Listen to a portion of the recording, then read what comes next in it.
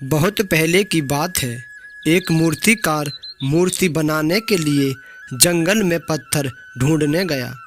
वहाँ उसको एक बहुत ही अच्छा पत्थर मिल गया, जिसको देखकर वह मूर्तिकार बहुत प्रसन्न हुआ और कहा, यह मूर्ति बनाने के लिए बहुत ही अच्छा है। जब वह आ रहा था तो उसको रास्ते में एक पत्थर और मिला। उसने उस पत्थर को भी अपने साथ ले लिया।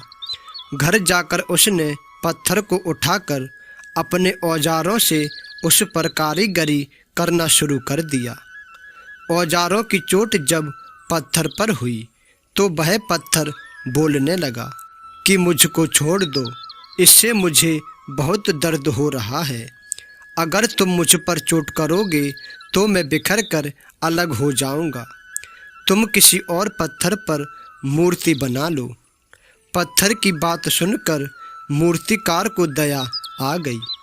उसने पत्थर को छोड़ दिया और दूसरे पत्थर को लेकर मूर्ति बनाने लगा। वह पत्थर कुछ नहीं बोला।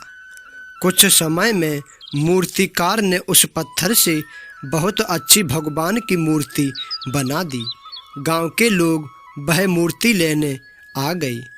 उन्होंने सोचा कि हमें नारियल फोड़ने के लिए एक और पत्थर की ज़रूरत होगी। उन्होंने वहाँ रखे पहले पत्थर को भी अपने साथ ले लिया। मूर्ति को ले जाकर उन्होंने मंदिर में सजा दिया और उसके सामने उसी पत्थर को रख दिया। जब भी कोई व्यक्ति मंदिर में दर्शन करने आता तो मूर्ति को फूलों से पूजा करता और दूध से स्नान कराता था और उस पत्थर पर नारियल फोड़ता था।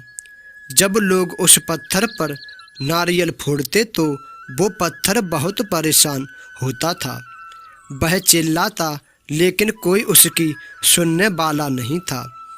उस पत्थर ने मूर्ति बने पत्थर से बात की और कहा कि तुम तो बड़े मज़े से हो।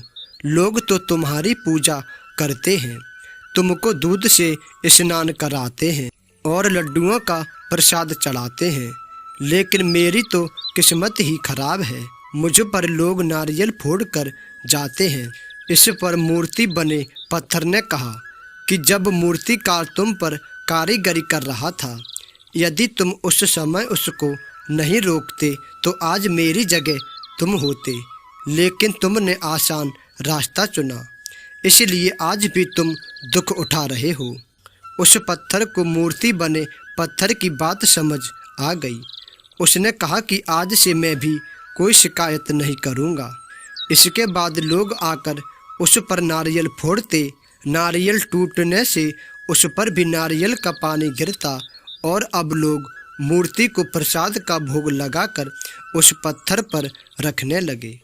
दोस्तों, हमें कभी भी मुसीबत या कठिन परिस्थितियों से घबराना नहीं चाहिए और डटकर सामना करना चाहिए।